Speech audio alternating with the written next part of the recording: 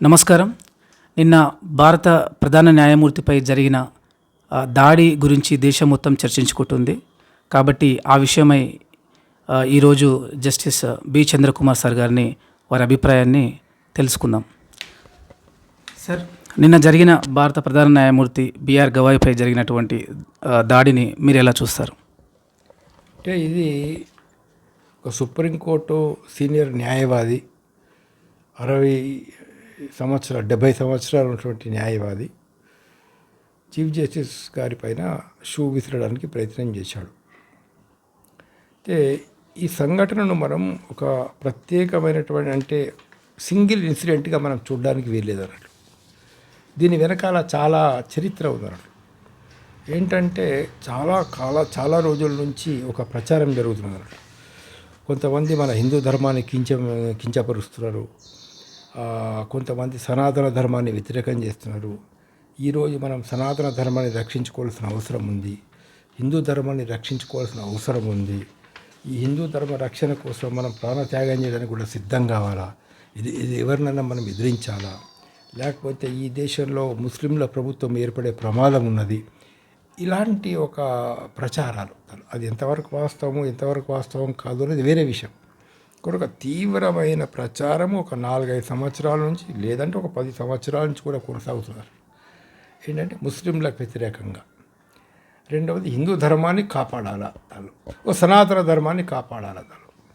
ఇది ఎంతవరకు పోయిందనంటే మనం ఎలాంటి డ్రెస్సులు వేసుకోవాలా, ఎలాంటి భోజనాలు చేయాలా దగ్గరికి వెళ్ళి మొదలు పెట్టుకుంటే ఏ పండగలప్పుడు ఏమి చేయాలా అనేటటువంటి వరకు కూడా వ్యాపించింది. యూత్ అందరూ కూడా కాషాయ బట్టలు వేసుకోవాలా, లేకపోతే ఏదో రకరకాల ఇవి చేయాలా, గణేష్ ఉత్సవాలు అవి ఇలాంటివి కూడా వచ్చాయి. అంటే ఒక కొంతకాలం నుంచి ఏదైతే హిందూ ధర్మం రక్షణ కోసం మేము ఉన్నామని చెప్పుకునేటటువంటి వాళ్ళు చేస్తున్న ప్రచారాల ప్రభావం వల్ల అవుతుందో ఈ చాలామందికి ఏమనిపిస్తుందంటే అభద్రతా భావం అన్నట్లు. ఏంటి అభద్రతా భావం? మన ధర్మం ప్రమాదంలో ఉంది, ఇది సనాతన ధర్మం ప్రమాదంలో ఉంది, హిందూ ధర్మం ప్రమాదంలో ఉంది. కాబట్టి దానికి వ్యతిరేకంగా ఎవరు మాట్లాడినా కూడా వాళ్ళు మా శత్రువులే, వాళ్ళు హిందూ మతాన్ని నాశనం చేయడానికి పూనుకున్నారు. కాబట్టి వాళ్ళని శిక్షించాలా మనము. ఎందుకు శిక్షించాలా వాళ్ళని ఎందుకు వ్యతిరేకం చేయాలంటే అట్లా మాట్లాడే వాళ్ళ మీద ఒక్కోళ్ళ మీద మనం అటాక్ చేస్తే మిగతా భారతదేశంలో ఉండే ఏ జడ్జి కానీ, మిగతా భారతదేశంలో ఉండే ఎవరు కూడా కానీ అది చేయడానికి సాహసించరు. సార్, ఈ మధ్యలో ధర్మం అనే పదం చాలామంది ఉపయోగిస్తున్నారు. లైక్ మనం స్వామీజీలు కానీ వాళ్ళతో పాటుగా ఈ మధ్యలో విస్తృతంగా రాజకీయ నాయకులు కూడా ధర్మం అని మాట్లాడుతున్నారు. అసలు నిజమైన ధర్మం అంటే ఏమిటి సార్? నిజమైన ధర్మం అనేటటువంటి దానికి ఏ భేదం ఉండదు. కులము, మతము, జాతి, ప్రాంతం ఇదేం ఉండదు అన్నట్టు. ఉదాహరణకు నిప్పు ఉంది. నిప్పును ఎవరు ముట్టుకున్నా కాలుతుంది. హిందువులు ముట్టుకున్నా కాలుతుంది, సిక్కులు ముట్టుకున్నా కాలుతుంది, క్రైస్తవులు ముట్టుకున్నా కాలుతుంది, దళితులు ముట్టుకున్న సేమ్ ఒకే నిప్పును ఒక బ్రాహ్మణుడు ముట్టుకుంటే ఎలా ఉంటుందో ఒక దళితుడు ముట్టుకున్నా కూడా అదే విధంగా ఉంటుంది. డిఫరెన్స్ ఏమి ఉండదు. మంచు చల్లగా ఉంటుంది, నీళ్ళు తాగితే ఇలా అవుతుంది, ప్రకృతి ఇట్లా ఉంటుంది, సీతాఫల పండు తీయగా ఉంటుంది. ఇవన్నీ ప్రకృతి. ఈ ధర్మం అన్నట్లు. ధర్మంలో ఏ మనిషికి నువ్వు దాన్ని అప్లై చేసినా సేమ్ ఉంటుంది. ఇప్పుడు ఎండలో ఉంటే డి విటమిన్ వస్తుంది అనుకున్నాం. ఎండలో ఉంటే డి విటమిన్ హిందువుకి వస్తుంది, ముస్లిమ్స్కి వస్తుంది, క్రిస్టియన్కి వస్తుంది, దళితుడికి వస్తుంది, ఎవరికైనా వస్తుంది. మనం కష్టపడి పొలం దున్ని మొత్తం తయారు చేసి నువ్వు పత్తి గింజలు వేస్తే పత్తి పంట వస్తుంది, లేదు వరి వేస్తే వరి పంట వస్తుంది. అంతేగాని అది హిందూ వేసినా, ముస్లిం వేసినా, క్రైస్తవుడు వేసినా, ఇంకా ఏ కులం వాళ్ళు వేసినా కూడా రిజల్ట్ అంతే ఉంటుంది, వేరే ఉండదు. దానిలో ఇప్పుడు గాలి ఊస్తున్నది, అందరికీ సేమ్ గాలి ఉంటుంది. హిందువులకు పీల్చుకునే గాలి వేరే, ముస్లింలకు పీల్చుకునే గాలి వేరే, హిందువుల కోసం చందమామ వేరే, సూర్యుడు వేరే, ఆకాశం వేరే, నక్షత్రాలు ఇట్లా ఏం ఉండవు దాని లోపల. సో ప్రకృతికి భేదము లేదు, సృష్టికి భేదము లేదు.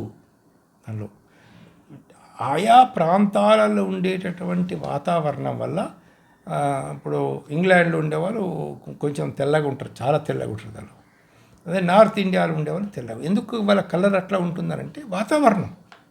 సౌత్ వాళ్ళు ఉండేవాళ్ళు, శ్రీలంకలో ఉండేవాళ్ళు, తమిళనాడులో ఉండేవాళ్ళు కొంచెం నలుపు ఉంటారు అందులో. ఏంటి కారణం అంటే అక్కడ ఉండేటటువంటి ఒక శీతోష్ణ పరిస్థితి వల్ల వాళ్ళు అట్లా ఉంటారు తప్పించి అది ఒక కులానికి మతానికి సంబంధించింది కాదు. ఇది ప్రధానంగా దీన్ని మనం దృష్టిలో పెట్టుకున్నప్పుడు ధర్మం అంటే ఫస్ట్ విషయం ఏంటి, ధర్మం అంటే అందరికీ సమానంగా వర్తించేదాన్ని ధర్మం అంటారు. కానీ ఏ ఒక ముస్లిం వచ్చి ఇది మా ఇస్లాం ధర్మం అని అంటే లేక అది ధర్మం కాదు. అది వాళ్ళ యొక్క మత ఆచారం అయి ఉండవచ్చు, అది ఒక మతం యొక్క పద్ధతి అయి ఉండవచ్చు, కానీ ధర్మం కాదు. అది ధర్మం అని చెప్పడానికి వీల్లేదు. దాని వచ్చి ఇది మా హిందూ ధర్మం అని అంటే ఇది హిందువులకే వర్తిస్తుంది అని కనుక ఎవరన్నా అంటే అది ధర్మం కాదు. అందులో దానికి ఇంకో ఏదైనా పేరు పెట్టుకునే వాళ్ళు, కానీ ధర్మం అయితే కాదు అది. సరే, ఇంకోటి కులాలను మతాలను బట్టి ధర్మం ఉంటుందా? కులాలకు మతాలకు అతీతంగా ధర్మం ఉంటుందా? అసలు ఈ కులాలు మతాలు అనేటటువంటి ఎక్కడి నుంచి వచ్చినాయి? కులాలు ఎక్కడి నుంచి వచ్చినాయి? వాస్తవంగా చెప్పాలంటే ఏ వృత్తి చేసుకునే వాళ్ళు ఆయా వృత్తుల లోపల మన భారతదేశం లోపల వడ్రంగి పని చేసుకునేవాళ్ళు, కమ్మరం పని చేసుకునేవాళ్ళు, బంగారు నగలు తయారు చేసేవాళ్ళు, అయితే బట్టలు నేసేవాళ్ళు, ఇట్లా రకరకాలైనటువంటి పనులు చేసేవాళ్ళు. క్రమంగా అదే కులంలో వాళ్ళ పిల్లలు కూడా అదే వృత్తిని చేసుకుంటూ వాళ్ళు ఎవరు అంటే వడ్ల పని చేసేవాళ్ళు, వీళ్ళు ఎవరంటే కమ్మరి పని చేసేవాళ్ళు, వీళ్ళు ఎవరంటే చాకలి పని చేసేవాళ్ళు. ఇలా కులాలు అనేది ఏర్పడ్డాయి తప్పించి కులాలు అనేటటువంటిది మరో రకంగా కాదు. వృత్తిని బట్టి కులాలు ఏర్పడ్డాయి. అందులో అక్కడ హెచ్చు తగ్గులు అనేది ఏం లేదు. ఎక్కడ కూడా హెచ్చు తగ్గులు అనేది లేదు. ఇక కులాలు అనేటటువంటిది హెచ్చు తగ్గులు లేవు అని అంటే కులాలకు పేరు పెట్టినప్పటికి కూడా దానిలో ఒకవేళ వీళ్ళు ఫలానా కులం అని మనం పేరు పెట్టినప్పటికి కూడా ఒకానొకప్పుడు దానిలో ఈ దేశంలో ఉండేటటువంటి మహాత్ములు, ఋషులు, ఎవరినైతే మనం ఋషులు అంటామో, ఋగ్వేద కాలం లాంటి ఋషులు అని చెప్పేసి చెప్తారు, లేక అంతకుముందు ఉన్న ఋషులు అంటారు, లేదా రామాయణ కాలంలో ఉండేటటువంటి ఋషులు, దానిలో వాళ్ళెవరు కూడా కులమత భేదాలు పాటించలేదు. అది ఫస్ట్ మనం తెలుసుకోవాలి. వశిష్ఠుడు దానిలో ఊర్వశి కొడుకు వశిష్ఠుడు. ఊర్వశి అనేది దేవకన్య, ఆమె డ్యాన్సర్, అక్కడ దేవలోకంలో డ్యాన్సర్ అన్నట్టు. సో ఆ రోజు ఉన్నటువంటి కులాల ప్రకారంగా ఆమెదేం కులమో మనం ఊహించుకోవచ్చు. ఆమె తల్లి, ఆమె కొడుకు వశిష్ఠుడు. మరి వశిష్ఠుడు ఎవరిని పెళ్లి చేసుకున్నాడు? అరుంధతిని పెళ్లి చేసుకున్నాడు. ఈరోజు మాటలు చెప్పాలంటే ఒక ఎస్సీ, ఒక మాదిగ కమ్యూనిటీకి చెందినటువంటి అరుంధతి అనేటటువంటి ఆమెను చేసుకున్నాడు. మరి ఆయనకు అక్కడ ఇంటర్ క్యాస్ట్ మ్యారేజ్ చేసుకున్నారు కదా. మరి వశిష్ఠుడు ఎవరు? రాముడు గురువు, శ్రీరాముడి యొక్క గురువు. దశరథుడి ఆస్థానంలో, దశరథ మహారాజు ఆస్థానంలో ఆయన ఇది పండితుడు. ఆ రాజు దశరథుడు మహారాజు ఇతని సలహాల మేరకు నడుచుకునేవాడు. అలాంటి వ్యక్తి ఇంటర్ క్యాస్ట్ మ్యారేజ్ చేసుకోవడం అంటే ఆ రోజు కులమత భేదాలు లేవు అనేది మనం స్పష్టంగా గుర్తు చేసుకోవాలి. ఆయన కొడుకు శాక్యముని అదృశ్యంతి అనే ఆమె చేసుకున్నాడు. ఆమె మాలా కమ్యూనిటీ. వాళ్ళకు పుట్టాడు పరాశరుడు. దాని లోపల ఈ పరాశర మహర్షి అవుతుందో ఆయన కూడా చాలా వీళ్ళందరూ గొప్ప వాళ్ళు, బాగా చదువుకున్న వాళ్ళు, బాగా జ్ఞానులు, బాగా తపస్సు చేసుకున్నటువంటి వాళ్ళు. పరాశరుడు మత్స్యగంధి అంటే సత్యవతి అంటే అప్పుడు ఆ రాజు పేరు బెస్తా కమ్యూనిటీ. దానిలో ఈ పడవలు నడపడం, చేపలు పట్టడం ఈ కమ్యూనిటీ అన్నాడు. ఆమెను ఇతడు మోహిస్తాడు. ఎవరు? పరాశర మహారాజు. వాళ్ళిద్దరికీ పుట్టినటువంటి సంతానమే వ్యాస మహర్షి. వ్యాసుడు గొప్పవాడు కాదని ఎవరంటలేరు, కానీ వ్యాసుడు ఎవరికి పుట్టాడు?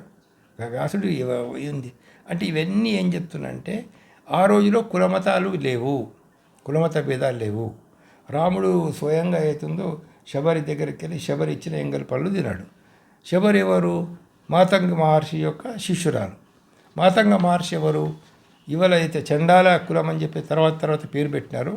ఆ కులానికి చెందినటువంటి ఆ స్త్రీ కొడుకు మాతంగ మహర్షి అందులో. సో ఇవాళ మాతంగం తర్వాత ఏంది? రాముడు సరయూ నది దాటేటప్పుడు గుహుడు అతని యొక్క ఆతిథ్యం తీసుకున్నాడు. మరి అక్కడ వాళ్ళ ఇంట్లో దావత్ అంటే పార్టీ చేసుకున్నాడు, అక్కడ కులమత భేదాలు ఉన్నాయా? లేవు పరిస్థితి. సో ఎక్కడ కూడా నీకు కులమత భేదాలు అనేటటువంటిది ఆ కాలం లోపల లేవు. అందులో రాముడు ఏకపత్నివ్రతుడే, కానీ దశరథుడు ముగ్గురిని చేసుకున్నాడు అదే టైంలో దశరథుడు ముగ్గురు చేసుకున్నాడు. మరి అట్లా ఒక్కొక్కరికి ఇద్దరిద్దరు భార్యలు, ముగ్గురు భార్యలు ఉన్న సంఘటనలు కూడా ఉన్నాయి. మళ్ళీ మన నువ్వు మహాభారతానికి రండి. దాంట్లో మరి మహాభారతానికి వస్తే ఏది ధర్మం అంటావు నువ్వు? ధర్మం అని దేన్ని అంటావు? ధర్మం అనేది ధర్మం అని దేన్ని అంటావు? మరి శాంతన మహారాజు ఆ రోజు ఇదే సత్యవతిని మళ్ళీ పెళ్లి చేసుకుంటే వాళ్ళకు బెస్తకాలిని పెళ్లి చేసుకున్నాడు, క్షత్రుడు బెస్తామని చేసుకున్నాడు. వాళ్ళకు పుట్టినటువంటి వాళ్ళు ఈ యొక్క మొత్తం పాండవ వంశం వాళ్ళు.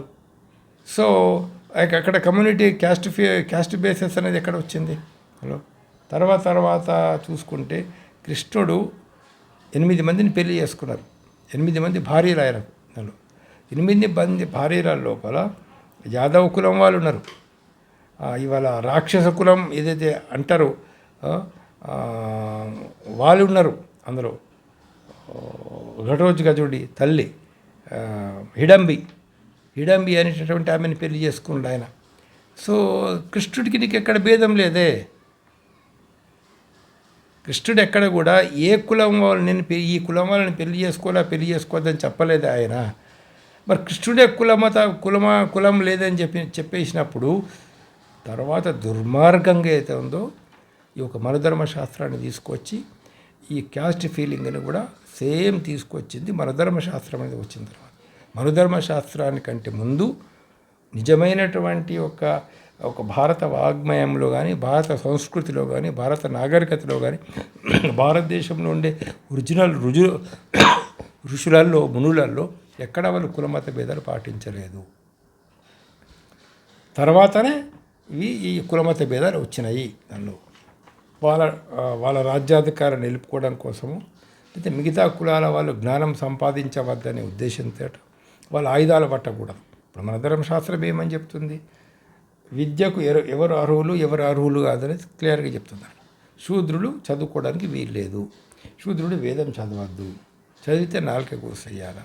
ఇలాంటివన్నీ శూద్రులకు విద్య ఎవరైనా బ్రాహ్మణుడు పొరపాటున విద్య నేర్పించిన, అంటే బ్రాహ్మణుడు వేదాలు చెప్తున్నప్పుడు గూఢచాటున ఉండి శూద్రుడు కనుక వింటే అది కూడా బ్రాహ్మణుడు తప్పే, ఆ బ్రాహ్మణుని కూడా ఊళ్ళోకి వెలివేయాలని చెప్పారన్నట్టు.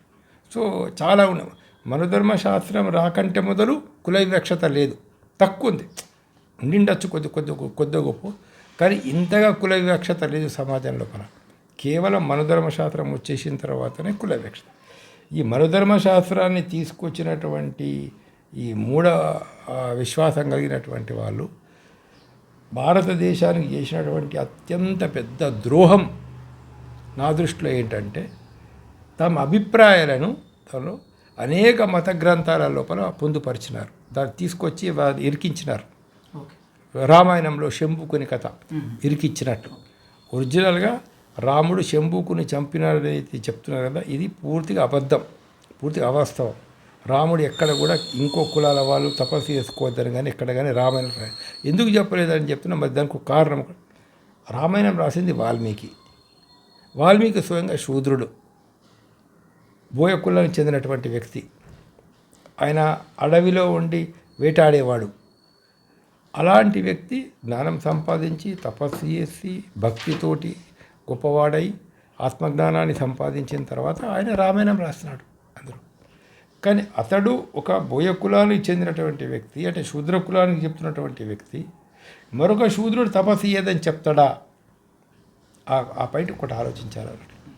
సో మొదట్లో కులాలు అనేటివి లేవు సార్, తర్వాత వివక్ష అనేది కల్పితమైన గ్రంథాలలో చొప్పించారని అనుకోవచ్చు. అవును, అంతే కదా. ఇప్పుడు రాముడు గురు వశిష్ఠుడు, మరి వశిష్ఠుడు స్వయంగా శూద్రుడు, మరి ఆయన నువ్వు శూద్రుడు తపస్సు చేసుకుంటే తలకాయ నరకాలని చెప్పడు కదా. కాబట్టి ఇదంతా కూడా అసలైనటువంటి ధర్మం వేరే, అసలైనటువంటి ఒక నిజమైనటువంటి హిందూ ఇప్పుడు వాళ్ళు సనాతనమని వాళ్ళు సనాతనమని పేరు పెట్టుకుంటున్నారు కాబట్టి మనం పురాతన ధర్మం అని చెప్పేసి అందాం మాట లోపల ఈ పురాతన ధర్మం లోపల కేవలం ఆత్మవిచారం అంటే నేనెవరు, ఈ సృష్టి ఎవరు, నాకు ఈ సృష్టికి సంబంధం ఏంటిది, నా ఊపిరి ఆడుతున్నదంటే ఎవరి వల్ల నా ఊపిరి ఆడుతున్నది, ఈ సృష్టికి మొత్తం సృష్టికర్త ఎవరైనా ఉన్నారా, మరి ఆయన మన మధ్యలో జోక్యం చేసుకుంటాడా, ఇలాంటివన్నీ కూడా దాని గురించి నేనెవరు, నేను ఎక్కడి నుంచి వచ్చాను, మనిషి చనిపోయిన తర్వాత ఏమవుతాడు, ఆత్మ ఉంటుందా, మరి ఆత్మ ఎక్కడికి పోతుంది, శరీరంలో నుంచి పోతుంది ఆత్మ. కాబట్టి జీవం ఉన్న మనిషికి జీవం లేని మనిషికి ఏంటి డిఫరెన్స్, ఇది విచారం జరిగింది. అన్ని రకాల పరిశోధనలు జరిగాయి దీని లోపల. జరిగే ఒక గొప్ప సిద్ధాంతాలని వాళ్ళు మనకు చూపించారు. ఉపనిషత్తు లోపల ఉంది. ఉపనిషత్తుల్లో ఎక్కడ కులమత భేదాలు లేవు, ఏ ఉపనిషత్తులో కూడా లేదు. ఆత్మజ్ఞానం సంపాదించుకోవడం మార్గం ఏంటి అనేది, నిస్వార్థంగా ఉండాలా, మనం ఇంకొకళ్ళని దోచుకోవద్దు, అబద్ధాలు చెప్పద్దు, ఒక పద్ధతి ప్రకారంగా మనసును కేంద్రీకరించి ధ్యానం చేసుకోవాలా, ఇవి చెప్తున్నటువంటి విషయాలు. సార్ ఫైనల్గా ఇప్పుడు సనాతన ధర్మం పేరు మీద చాలా దాడులు జరుగుతున్నాయి, అది కింది స్థాయి నుంచి పైదాకా. కానీ దురదృష్టం ఏంటంటే భారతదేశంలో అత్యంత ఉన్నత న్యాయస్థానంలో ఇలాంటి దాడి జరిగి పైగా దాడి చేసిన వ్యక్తి సనాతన ధర్మ పరిరక్షకుడిగా ఉంటానని స్లోగన్స్ ఇస్తూ బయటికి వెళ్ళడం జరిగింది. అసలు ఈ సనాతన ధర్మ అసలు ఏంటనేది మీరు చెప్పడం జరిగింది. కానీ దీనికి ముగింపు ఏంటి సార్?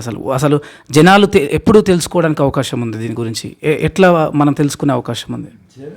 జనాలు ఎలా తెలుసుకునే అవకాశం ఉందంటే బాధ్యత అంతా కూడా ప్రభుత్వాల మీద, బాగా చదువుకున్న ప్రొఫెసర్స్ మీద, జ్ఞానవంతుల మీద, పత్రికాధిపతుల మీద ఉన్నట్లు.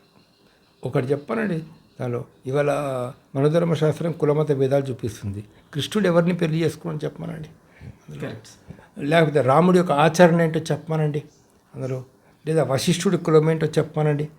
ఇవన్నీ తర్వాత వచ్చినటువంటి, అంటే హిందూ ధర్మం అంటే ఏంటి, పోనీ హిందూ ధర్మం అనుకున్నాను. హిందూ ధర్మం అంటే ఏంటంటే వాస్తవంగా చెప్పాలంటే హిందూ ధర్మం ఒరిజినల్గా సంకుచితమైనది కాదు. హిందూ ధర్మంలో వేదాల్లో ఉన్న శ్లోకాల్లో, ఉపనిషత్తులో ఉన్న శ్లోకాల్లో ఏముందనంటే జ్ఞానం ప్రపంచంలో ఏ మూల నుంచి జ్ఞానం వచ్చినా తీసుకోవాలా అని ఉందన్నమాట. ఆ రోజుల్లో జనక మహారాజు సభలో కానీ మిగతా సభలో చర్చలు జరిగినప్పుడు అందులో దేవుని నమ్మేవారు, దేవుని నమ్మనివారు, అందరూ చార్వాకులు, దేవుని నమ్మరు, చర్చించేవారు ఒకరికోలు. ఇప్పుడు కోర్టులైతే ఈ కేసు ఇతను వాదించినట్లు, ఆపోజిషన్ వాళ్ళు ఇంకో కేసు వాదించినట్లు వాళ్ళు చర్చించుకునేవాళ్ళు. సార్ నిన్న జరిగిన సుప్రీంకోర్టులో సంఘటనలో మామూలుగా భేదాభిప్రాయాలు ఉన్నప్పుడు లేకుంటే భిన్నాభిప్రాయాలు ఉన్నప్పుడు ఆ కోర్టులో వాదోపవాదనలు జరుగుతూ ఉంటాయి. ఆ విషయంలో 71 years ఉన్న ఒక సీనియర్ అడ్వకేట్ ఈ విధంగా దాడి చేయకుండా అక్కడనే చీఫ్ జస్టిస్ గారిని ప్రశ్నించి లేకపోతే ఎందుకు అది చేయలేరని, లేకుంటే చీఫ్ జస్టిస్ గారు ఏమంటారు డైరెక్షన్ ఆర్కియాలజీ డిపార్ట్మెంట్కి అక్కడికి వెళ్ళి రమ్మని అన్నప్పుడు వాళ్ళు ఇచ్చే రెస్పాన్స్ ఏందో తీసుకున్న తర్వాత మళ్ళీ ఒకసారి సుప్రీంకోర్టు మెట్లు వచ్చి అక్కడ ఒక పిటిషన్ ఫైల్ చేసే అవకాశం లేదంటారా? కొన్ని ఎలా ఉంటాయంటే ఈ కేసులో మాకు ఆర్డర్ రాదు అని తెలుసు కొంతమందికి, అసలు ఈ కేసులో ఏమీ బలం లేదని తెలుసు అందరూ, అయినప్పటికీ కూడా కోర్టులో కేసు వేస్తూ ఉన్నారు. ఓకే, కొన్ని సందర్భాలు ఫస్ట్ నోటీస్ ఇస్తారు, నోటీస్కి ఎదురువాడు భయపడిపోవచ్చని అందరూ. ఒకసారి మేము ఇప్పుడు 498 కంప్లైంట్ ఇస్తారు కొంతమంది అందరూ. 498 కంప్లైంట్ ఇచ్చేదాన్ని చాలా కేసుల్లో భర్తను కాస్త భయపెట్టి లొంగ తీసుకోవాలనే ఉద్దేశం ఉంటుంది అన్నట్టు ఫస్ట్లో, కానీ అది ఇంకో రకంగా తయారైపోయి వాళ్ళిద్దరు అభిప్రాయ భేదాలు ఇంకా పెరిగే ప్రమాదం ఉంటుంది. 498 వేసేటటువంటి అమ్మాయికి తెలుసు వాళ్ళ మామ వాళ్ళ మరిది ఇంగ్లాండ్లో ఉంటాడని, ఇంకో మరిది అమెరికాలో ఉంటాడని, అసలు వాళ్ళకి ఏం సంబంధం అని తెలుసు. అయినా వాళ్ళని కూడా ఎక్యూదురుగా చేసి నేను ఎందుకు చేస్తుంది కేసు అని అంటే భయపెట్టాలనే ఉద్దేశంతో. ఈ దాడి వెనకాల కూడా అదే, ఈ దాడి వెనకాల కూడా జరిగింది ఏంటంటే న్యాయపరంగా చట్టపరంగా మేము పోవాలనేది కాదు అక్కడ. ఆయనకు 70 ఏళ్ళలో వచ్చినటువంటి న్యాయవాదికి చట్టం ఏంటో తెలియదని అనుకోవడానికి వీల్లేదు. ఇప్పుడు చట్టం ఒకటి ఉంది, ఆర్కియాలజికల్ డిపార్ట్మెంట్. మన దేశంలో అనేక చట్టాల్లో అదొక చట్టం. అదేంటిది? పురాతనమైనటువంటి ఒక బిల్డింగ్లను, పురాతన కట్టడాలను యాజ్ ఇట్ ఈస్గా ఉంచాలా, దానిలో చేర్పులు మార్పులు చేయడానికి వీల్లేదు. ఇది ఆర్కియాలజికల్ చట్టం అని చెప్తున్నారు. ఇది ఓన్లీ కూలిపోకుండా దానికి రిపేర్స్ చేసుకోవచ్చు, కానీ ఆ షేప్ మార్చడానికి, రూప్ మార్చడానికి, ఇంకో దాన్ని మార్చడానికి. ఇప్పుడు సపోజ్ చార్మినార్ ఒక రూపం ఇలా ఉందనుకుంటాను, ఈ చార్మినార్ రూపాన్ని నేను మారుస్తా అంటే కుదరదు. తను ఆర్కియాలజికల్ రూల్స్ రెగ్యులేషన్స్ ఒప్పుకోవు. తను ఇప్పుడు గోల్కొండ కిల్లా ఉంది, ఇంకొకటి ఉంది, ఉస్మానియా యూనివర్సిటీ ఇప్పుడు ఎంట్రన్స్ గేట్ ఉందనుకోండి, నేను ఎంట్రన్స్ గేట్ను పడగొట్టేసి ఇంకో గేట్ పెడతా, అది కుదరదు. అది 100 సంవత్సరాల నుంచి ఉన్నది, అది అట్లనే ఉంటుంది. అసలు ఓన్లీ అది డిమాలిష్ కాకుండా, పడిపోకుండా ఏం చర్యలు తీసుకోవాలో అంతవరకే ఇంజనీర్ల అనుమతి ఇచ్చిన మేరకే చేయొచ్చారు. దాన్ని మార్చడానికి లేదు. ఇక్కడ ఏం జరిగింది? విష్ణుమూర్తి విగ్రహం.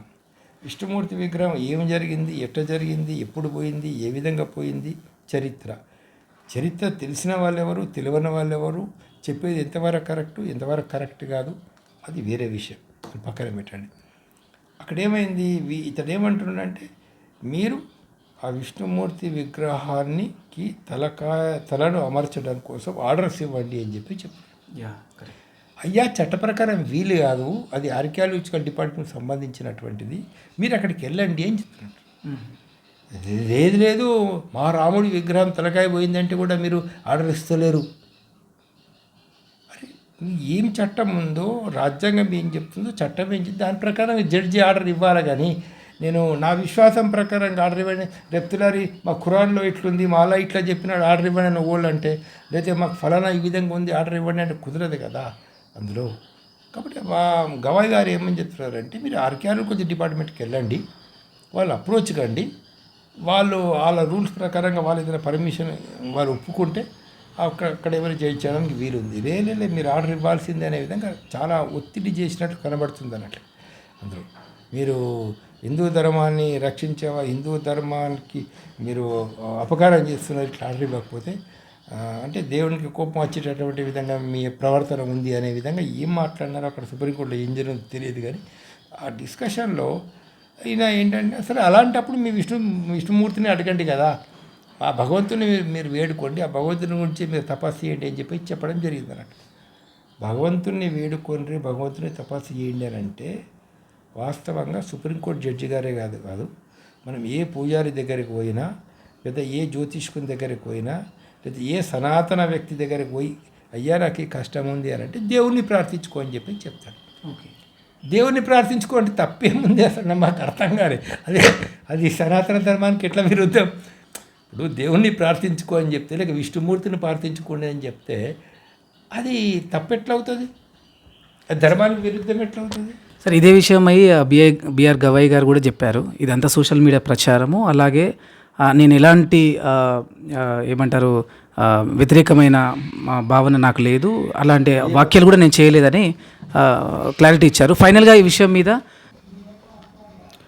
సార్, ఫైనల్గా నిన్న జరిగినటువంటి సంఘటన భవిష్యత్తులో పునరావృతం కాకుండా, అదేవిధంగా సనాతన ధర్మం పేరిట జరిగే దాడులకు ఒక అంతిమ పరిష్కారం ఏమంటారు? ప్రజలకు దాని పట్ల ఎలా క్లారిటీ తెలుసుకోవాల్సినటువంటి అవసరం? ఇప్పుడు మన చీఫ్ జస్టిస్ గారి మీద జరిగినటువంటి దాడే కాదు, గతంలో చాలా సంఘటనలు మనం జరుగుతూనే ఉన్నాయి. ఇప్పుడు ఒక అగ్రవర్ణాలకు సంబంధించినటువంటి అమ్మాయి ఒక దళిత అబ్బాయిని పెళ్లి చేసుకుంటే, ఈ పెళ్ళిని మేము అంగీకరించాం, లేదా వాళ్ళు ప్రేమించుకోవడం తప్పు, పెళ్లి చేసుకోవడం తప్పు, కులభ్రష్టం జరిగింది, లేకపోతే అధర్మం జరుగుతున్నది, ఇక్కడ ధర్మం నశిస్తున్నది, కాబట్టి మన సనాతన ధర్మాన్ని కాపాడుకోవాలంటే ఇట్లాంటి ఇంటర్ క్యాస్ట్ మ్యారేజ్ చేసుకున్నటువంటి వాళ్ళని తగిన విధంగా శిక్షించాలా. అందులో ఇప్పుడు మిర్యాలగూడలో ప్రణయ్ హత్య, ఇలాంటి చాలా ఇన్సిడెంట్స్ నిన్న జరిగినాయి, మొన్న కూడా చాలా చోట్ల జరుగుతాను అనేది, ఇంటర్ క్యాస్ట్ మ్యారేజ్ చేసుకున్న వాళ్ళ మీద దాడులు చేయడం అనేది. ఇది ఎందుకంటే మేము మా ధర్మం ఒకటి వేరే ఉంది అనుకుంటున్నారు వాళ్ళు. మా ధర్మం ఏమనుకుంటున్నారంటే సేమ్ క్యాస్ట్లో మ్యారేజ్ చేసుకోవడమే ధర్మము అని వాళ్ళు అనుకుంటున్నారు. సేమ్ కులంలో మ్యారేజ్ చేసుకోవడమే ధర్మము అని వాళ్ళు అనుకుంటున్నారంట. నిజంగా ధర్మమా, అదే ధర్మమా అంటే మొదటిగా సైంటిఫిక్గా చూసుకున్నా కూడా ఇంటర్ క్యాస్ట్ మ్యారేజ్ అనేది సైంటిఫిక్గా కరెక్ట్. సేమ్ క్యాస్ట్లో కానీ మేనరికాలు కానీ చేసుకోవడం వల్ల, మేనరిక ముఖ్యంగా చేసుకోవడం వల్ల అనేక అనర్థాలు ఉంటాయని మెడికల్ పరీక్షలు చెప్పడం అనేది జరిగింది. మరి ఇదే ధర్మం అని ఏదైతే వీళ్ళు చెప్తున్నారో ఇదే ధర్మం అని చెప్పేవాళ్ళు ఇంతకుముందు నేను చెప్పినట్లు దానిలో మరి వెంకటేశ్వర స్వామి ఎవరిని పెళ్లి చేసుకున్నాడు రెండో భార్యగా, అందులో కృష్ణుడు ఎవరెవరిని పెళ్లి చేసుకున్నాడు, లేకపోతే గతంలో వశిష్ఠుడు ఎవరిని పెళ్లి చేసుకున్నాడు, విశ్వామిత్రుడు ఎవరిని పెళ్లి చేసుకున్నాడు, అసలు భరతుడు ఎవరికి పుట్టాడు. మరి ఈ నిజమైనటువంటి ఒక చరిత్రను తెలుసుకుంటే ఒకప్పుడు కులాలు మతాలు భేదాలు లేకుండా మనుషులు పెళ్ళిళ్ళు చేసుకున్నారు అనేదని మనకు తెలిసిపోతుంది అక్కడ. ఇది జ్ఞానం లేకపోవడం వల్ల, జ్ఞానము లేనందువల్లనే ఆవేశాలకు కావేశాలకు నా కులం గొప్పది, అందులో నేను గొప్పవాడిని, మా ఇజ్జత్ పోయింది, మా గౌరవం పోయింది సమాజంలో అనేది అనుకుంటున్నాడు కదా. ఇది ఫాల్స్ ప్రెస్టేజ్. నా కులం గొప్పది అనుకోవడం ఫాల్స్ ప్రెస్టేజ్, లేదా మా జాతి గొప్పది అని అనుకోవడం అనేది ఇది ఒక ఫాల్స్ ప్రెస్టేజ్. దానిలో అన్ని జాతుల్లో మంచి ఉంటారు, అన్ని జాతుల్లో చెడ్డ వాళ్ళు ఉంటారు, అన్ని జాతుల్లో శాస్త్రం తెలిసిన వాళ్ళు ఉంటారు, శాస్త్రం తెలియని వాళ్ళు ఉంటారు, దుర్మార్గులు ఉంటారు. కాబట్టి అది సరి అయినటువంటి ఒక పద్ధతి కాదు. ఇది దృష్టిలో పెట్టుకున్నప్పుడు ఏతుందో ప్రధానమైన కర్తవ్యం ఏం జరుగుతున్నదంటే సరి అయిన జ్ఞానాన్ని ఇవ్వకపోవడం వలన ఇది జరుగుతున్నది. సరి అయిన జ్ఞానాన్ని ఎందుకు ఇవ్వరు? ఇప్పుడు వడ్డీ షౌకారికి లెక్క తెలుస్తాయి. పూర్వకాలంలో భాష వచ్చు, లెక్కలు వచ్చు. తీసుకున్న చాలామందికి చదువు రాదు, లెక్కలు రాదు. అరే ఇక్కడ అంగోటా బెటరా అంటే ఆయన వెళ్ళేసి తన వేలి ముద్ర వేసేవాడు అక్కడ. అందులో ఏముందో కూడా పాపం ఇలాగ తెలియదన్నట్లు. లేదా వడ్డీ ఎంత అవుతుంది లెక్క వేసే, సంవత్సరానికి ఎన్ని రూపాయలు అవుతుంది లెక్క, దానికి ఎన్ని వాటిలు ఇవ్వాలా, ఎన్ని జోనాలు ఇవ్వాలా, ఇది కూడా గతంలో తెలిసేది కాదు. ఈ వడ్డీ వ్యాపారులు ఏమనుకుంటారంటే ఈ పేదవాళ్ళ కూటంలో చదువుకున్న పిల్లవాడు పుట్టద్దని కోరుకుంటాడు. పుట్టిన వాడు నేను రాసిన పత్రం చదవద్దని కోరుకుంటాడు. వాడు వచ్చినా కూడా పత్రంలో ఏముంది చూస్తానంటే నీకెందుకు రావని, మేము చూసుకుంటాం కదా అవన్నీ లెక్కలు, నీకేం అనవసరం, పెద్దలు కూడా చెప్తాడు నీకెందుకు అనవసరం నువ్వు. కానీ జ్ఞానం సంపాదించడం ఏంటిది, నిజమేంటి, సత్యమేంటి, ఎంతవరకు నిజం, నిజంగా ఒక జంతువును బలిస్తే ఆ జంతువు స్వర్గంకి పోతుందా, అసలు స్వర్గం అనేది ఉన్నదా లేదా, ఇవన్నీ ప్రశ్నలు ఉంటాయి అన్నట్లు. ఇవన్నిట్లలో నువ్వు రీజనింగ్గా, లాజిక్గా, అనుభవపూర్వకంగా మనిషి జ్ఞానాన్ని సంపాదించుకునే బదులు మూఢనమ్మకాల వైపు నెట్టివేసేదే వీళ్ళు చేస్తున్న వాదన. వాళ్ళ వాదనకు ఎలాంటి బలం లేదు కాబట్టి అందులో వాళ్ళకి కోపం వస్తుంది, ఆవేశం వస్తుంది, దుఃఖం వస్తుంది. కాబట్టి ఇలాంటి చర్యలకు అనేది పూనుకుంటున్నారు దాని లోపల. కాబట్టి దీనికి విరుగుడు మంది ఏంటంటే చక్కగా ఆలోచించేవాళ్ళు, సరిగ్గా ఆలోచించేవాళ్ళు, న్యాయంగా ఆలోచించేవాళ్ళు, నిజంగా ధర్మం అంటే తెలిసిన వాళ్ళు. వాస్తవంగా చెప్పాలంటే మన దేశంలో ఇప్పుడు మత విశ్వాసాల పట్ల బాగా నమ్మకం ఉన్న వాళ్ళని దయచేసి నేనేం చెప్తున్నా అంటే హిందువులందరికీ కూడా నాకు విజ్ఞప్తి ఏంటంటే మీరు ఒకసారి రామకృష్ణ పరమహంసం చదవండి, గాస్పెల్ ఆఫ్ రామకృష్ణ చదవండి, వివేకానందుడు ఉపన్యాసాలు చదవండి. వివేకానందుడు ఎంత అద్భుతంగా చెప్పాడు చాలా విషయాలు. వివేకానందుడు నీ జ్యోతిష్యం గురించి ఏం చెప్పాడు, వివేకానందుడు వాస్తు గురించి ఏం చెప్పాడు, వివేకానందుడు యజ్ఞయాగాల్లో బలి గురించి ఏం చెప్పాడు, లేదా వితంతు వివాహాల గురించి ఏం చెప్పాడు, బాల్య వివాహాల గురించి ఏం చెప్పాడు ఆయన. ఇప్పుడు ఏవైతే గ్రామీణ ప్రాంతంలో అమ్మాయిలను ఈ మాతంగి కానీ లేకపోతే కొన్ని ప్రాంతాల్లో చేస్తారు, ఒక వేశ్యగా మార్చేటటువంటి పద్ధతి ఉంది, జోగిని వ్యవస్థ. అలాంటి జోగిని వ్యవస్థ గురించి ఏం చెప్పాడు వివేకానందుడు. అదే మన సంస్కృతి, జోగిని వ్యవస్థలో మన సంస్కృతి, అదే మన సనాతన ధర్మము. దానిలో సనాతన ధర్మం వీళ్ళు చెప్పేది సనాతన ధర్మం కానే కాదు, హిందూ ధర్మం కానే కాదు. హిందూ ధర్మంలో మహిళలకు భర్త చనిపోతే తలకాయ గుండు గొరిగిచ్చేసి తెల్లబట్ట కట్టి మూలగొట్టు కూర్చోబెట్టడం హిందూ ధర్మం కాదు. బాల్య వివాహాలు చేయడం హిందూ ధర్మం కాదు. అందులో స్త్రీలను బాధితులుగా చూడడం హిందూ ధర్మం కాదు. అసలు నిజమైనటువంటి ధర్మం వేరే. అలా అందుకని ఈ అసలు ధర్మం అనేది తెలియకపోవడం, సమస్య ఏంటంటే ధర్మం అంటే ఏంటో తెలియకపోవడము.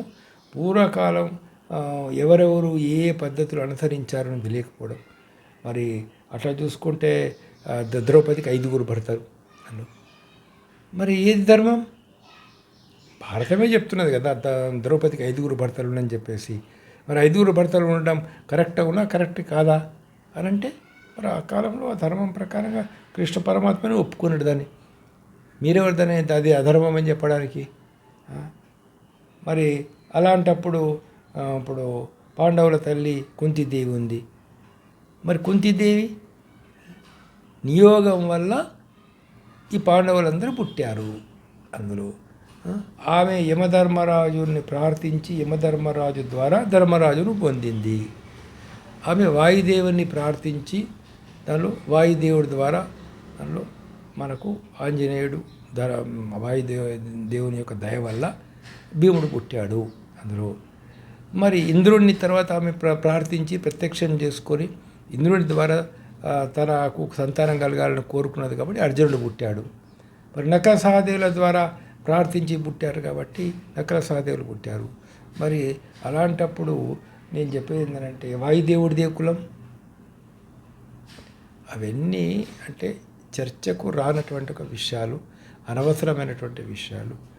మనం వాస్తవాన్ని మర్చిపోయి ఒక మానవ జాతిని కులాల పేరు మీద మతాల పేరు మీద విభజించి ఇదే ధర్మం మాది అని అయితే చెప్తున్నారు కదా, అది ఎంత మాత్రం. హిందూ మతంలో చాలా శాఖలు ఉన్నాయి. హిందూ మతం ఏంటంటే వైష్ణవం వేరే, దానిలో శైవం వేరే, దానిలో అద్వైతం వేరే, విశిష్ట అద్వైతం వేరే. మళ్ళీ వీటన్నిటినీ కాదని బౌద్ధం కూడా హిందూ మతంలో ఒక భాగం. మన రాజ్యాంగం ప్రకారంగా బుద్ధిస్టులు కూడా హిందువులలో ఒక భాగం అని చెప్పేసి కాన్స్టిట్యూషన్లో మన రాసుకోవడం జరిగి హిందూ మ్యారేజ్ మన హిందూ యాక్ట్లో కొన్ని యాక్ట్లో చెప్పడం జరిగింది అన్నట్లు. అలాంటప్పుడు మరి బౌద్ధులు చెప్పేది వేరే ఉంటుంది, జైనులు చెప్పేది వేరే ఉంటుంది, సిక్కులు చెప్పేది వేరే ఉంటుంది, మరో రకంగా ఉంటుంది. మరి వైష్ణవులు చెప్పేది, శైవులు చెప్పేది, శాక్తేయులు ఉంటారు. ఇంకా అంటే ఓన్లీ ఆ మాతను అమ్మను పూజించేవాళ్ళు, దుర్గామాతను పూజించేవాళ్ళు శాక్తేయులు. సో ఎన్నో దేవతలను ఎన్నో రకాలైనటువంటి నమ్మకాలు ఉన్నాయి, ఎన్నో రకాల పూజా పద్ధతులు ఉన్నాయి. ప్రతిదాన్ని మనం గౌరవించాలా, ప్రతిదాన్ని మనం యాక్సెప్ట్ చేయాలి. ఇది ఉంది కరెక్ట్, అట్లా ఉంది అని చెప్పేది మనం యాక్సెప్ట్ చేయాలి. దేన్ని మనం అవమానపరిచి కించపరచాలని అవసరం లేదు. దాని తర్వాత కానీ రీజనింగ్ లాజిక్లా ఏది కరెక్ట్ అనుకుంటాడో మానవుడు దాన్ని అల్టిమేట్గా తెలుసుకోవాలి, అది వేరే విషయం. కానీ రామకృష్ణ పరమహంస కానీ, వివేకానందుడు కానీ, లేకపోతే అన్నమాచార్యులు కానీ, బ్రహ్మం గారు కానీ, దానిలో కబీర్ దాస్ కానీ, షిరిడి సాయిబాబా కానీ, వాళ్ళు ఓన్లీ ఏ భేదం పాటించలేదు. అది నిజమైన భారత ధర్మం, నిజమైనటువంటి భారతీయత, నిజమైనటువంటి భారత ధర్మం. ఒరిజినల్ ఇండియన్ ఫిలాసఫీ ధర్మం ఏంటంటే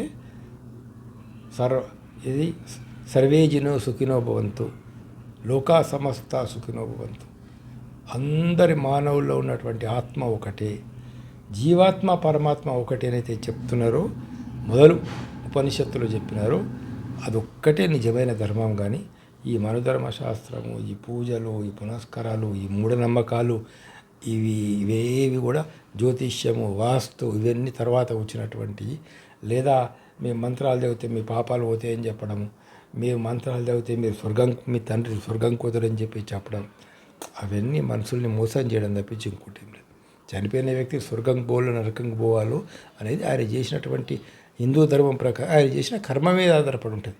ఆయన మంచి పనులు చేస్తే మంచి రిజల్ట్ ఉంటుంది, చెడు పనులు చేస్తే చెడు రిజల్ట్ ఉంటుంది. ఎవరో బ్రాహ్మణుడికి మనం 1000 రూపాయలు 2000 రూపాయలు ఆయన వచ్చి 4 మంత్రాలు చదివితే ఈ సోల్ డైరెక్ట్ స్వర్గానికి పోదు ఎక్కడ కూడా, అది సరైన పద్ధతి కాదు. కాబట్టి హిందూ ధర్మంలో ఉండేటువంటి మూఢనమ్మకాలను, పనికిరాని విషయాలను, ఈ యొక్క కులమత భేదాలు తీసుకొచ్చే విధానాలను, అంటరానితనాన్ని, స్త్రీల పట్ల వివక్షతను, ఈ బాల్య వివాహాలను సంస్కరించుకుంటూ పెద్ద ఎత్తున మనం ప్రజలను ఎడ్యుకేట్ చేయాల్సిన అవసరం ఉంది, విద్యార్థులను ఎడ్యుకేట్ చేయాల్సిన అవసరం ఉంది. ప్రభుత్వం దీని ఒక బాధ్యత తీసుకొని అయ్యా ఏ కులమైనా ఒకటే, వర్ణాంతర వివాహాలు చేసుకున్నంత మాత్రాన మేము దాడులు చేయాల్సిన అవసరం లేదు. ధర్మం అంటే అది కాదు, ధర్మం అంటే నిజమైన ధర్మం వేరే. మరి నేను చెప్పిన దాన్ని కంప్లీట్ నిజమైన ధర్మం అంటే ఏంటో ప్రజల ప్రచారం చేసి ఈ ఎడ్యుకేటెడ్ పర్సన్స్ కూడా ఈ విధంగా పిచ్చిగా తయారైపోతున్నారు.